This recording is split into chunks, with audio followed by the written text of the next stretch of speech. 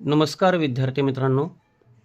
नुकतीच इयत्ता 10वी बोर्ड परीक्षा संपन्न झाली.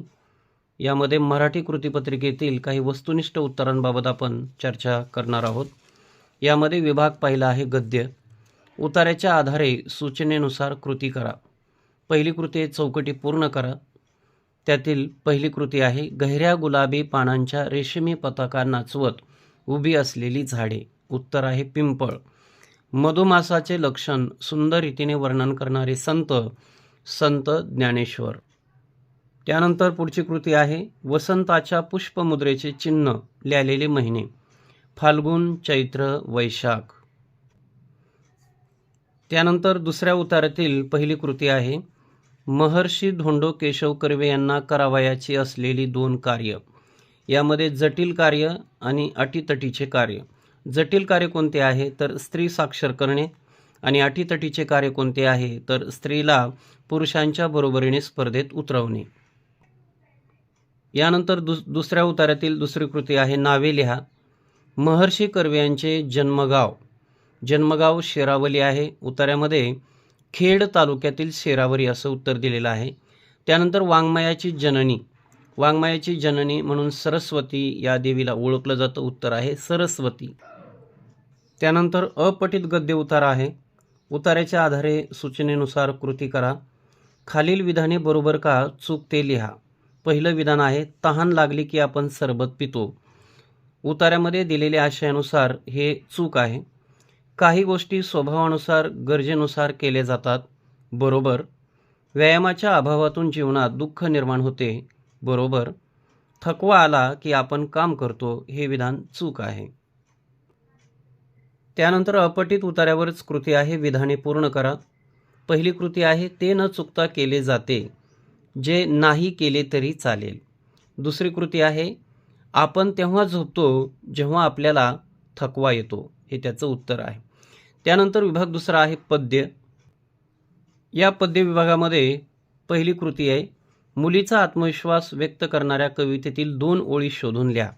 अशा ओळी की ज्या ओळीतून मुलीमध्ये जो काय आत्मविश्वास आहे तो आत्मविश्वास या ठिकाणी दिसून आला पाहिजे. पहिली ओळ आहे मुलगी चेंडू मागते त्याच्याकडे आणि दुसरी ओळ आहे मी दोन्ही करू शकते एकाच वेळी. दुसरी कवितेवर कृती आहे खालील शब्दसमूहांचा तुम्हाला समजलेला अर्थ लिहा. घराचा झरोका याचा अर्थ आहे घराची खिडकी. त्यानंतर भातुकलीचा खेळ याचं उत्तर आहे लहान मुलांचा खोटा खोटा संसाराचा खेळ. त्यानंतर कवितेवर दुसरी कृती आहे खालील मुद्द्यांच्या आधारे कोणत्याही एका कवितेसंबंधी खालील कृती करा. यामध्ये काही मुद्दे दिलेले असतात आणि 2 कवितेंची नावं या ठिकाणी दिलेली आहेत. पहिली कविता आहे उत्तम लक्षण. त्यावर आपण बघूया. उत्तम लक्षण या कवितेचे कवी आहेत संत रामदास. उत्तम लक्षण या कवितेचा विषय आहे उत्तम माणसाची लक्षणे आणि कविता आवडण्याची व न आवडण्याची कारणे. तर ही कविता मला खूप आवडली कारण या कवितेमध्ये जीवनविषयक काही मार्गदर्शक गोष्टी सांगितलेल्या आहेत. माणसाने जीवन जगताना काय करावे काय करू नये याचे अचूक मार्गदर्शन केल्यामुळे ही मला कविता खूप आवडते. यानंतर दुसरी कविता आहे आकाशी झेप घेरे. या कवितेचे कवी आहेत जगदीश खेबुडकर. कवितेचा विषय आहे स्वसामर्थ्य कष्टाचे व स्वातंत्र्याचे महत्त्व. त्यानंतर ही कविता आवडण्याची वा न आवडण्याची कारणे. तर ही कविता मला खूप आवडते कारण ही कविता गेय कविता आहे. तालासुरामध्ये गाता येते. त्याचबरोबर हे एक चित्रपटातील गीत आहे. त्याचबरोबर या कवितेमध्ये पारतंत्र्यात न राहता स्वबळावर जगण्याचा आनंद माणसाने घ्यावा याचं एक जीवनविषयक तत्त्व या कवितेमध्ये सांगितलेलं आहे. त्यामुळे ही कविता मला खूप आवडते. त्यानंतर रसग्रहणाची कृती आहे तू झालास परिस्थितीवर स्वार आणि घडविलास नवा इतिहास. तू झालास मूक समाजाचा नायक आणि जागा केला सुभा बहिष्कृत भारत. रसग्रहण करताना आपल्याला माहिती आहे आशय सौंदर्य काव्य सौंदर्य आणि भाषिक वैशिष्ट्ये या 3 मुद्द्याला अनुसरून आपल्याला रसग्रहण करावे लागते. तर ही कविता तू झालास मूक समाजाचा नायक या कवितेतील आहे आणि कवी ज.वी. पवार आहे. ही कविता आपल्याला माहिती आहे की चौदार तळ्याचा सत्याग्रह डॉक्टर बाबासाहेब आंबेडकरांनी केला. त्या घटनेला 50 वर्ष पूर्ण झाली. त्यामुळे त्यांच्या कार्याला विनम्र अभिवादन करण्यासाठी ही कविता लिहिलेली आहे. त्यानंतर स्थूल वाचनावर एक कृती आहे उत्पत्ती कोश. त्यावर 3 मुद्दे दिलेले आहेत. निर्मितीचा ठराव, निर्मितीची जबाबदारी आणि कोशाचे प्रकाशन. तर निर्मितीचा ठराव यामध्ये आपल्याला सांगता येईल की 1938 साली मुंबई येथे भरलेल्या अखिल भारतीय मराठी साहित्य संमेलनामध्ये, की ज्याचे अध्यक्ष स्वातंत्र्यवीर सावरकर होते, या संमेलनामध्ये हा निर्मितीचा ठराव मांडण्यात आला. त्यानंतर या उत्पत्ती कोशाच्या निर्मितीची जबाबदारी कृपा कुलकर्णी यांच्यावर सोपवण्यात आलेली आहे. या उत्पत्ती कोशाच्या निर्मितीसाठी जे काही अर्थसहकार्य आहे ते बॅरिस्टर मुकुंदराव जयकर यांनी केलेलं आहे. त्यानंतर कोशाचे प्रकाशन 1946 साली कोशाचं प्रकाशन झालेलं. त्यानंतर कृतीपत्रिकेतील सर्वात महत्त्वाचा प्रश्न तो म्हणजे व्याकरण भाषाभ्यास. यामध्ये व्याकरण घटकावर 8 मार्काच्या कृती असतात. पहिलं आहे समास, जोड्या लावा. यामध्ये सामासिक शब्द आणि समासाचे नाव दिलेले आहे. आई वडील हा इतरेतर द्वंद्व समास आहे. आई आणि वडील असा त्याचा विग्रह होतो. पंचवटी हा द्विगु समास आहे. त्याचा विग्रह 5 वडांचा समूह अशा प्रकारे होतो. त्यानंतर महाराष्ट्र हा कर्मधारय समास आहे. त्याचा विग्रह आहे महान असे राष्ट्र.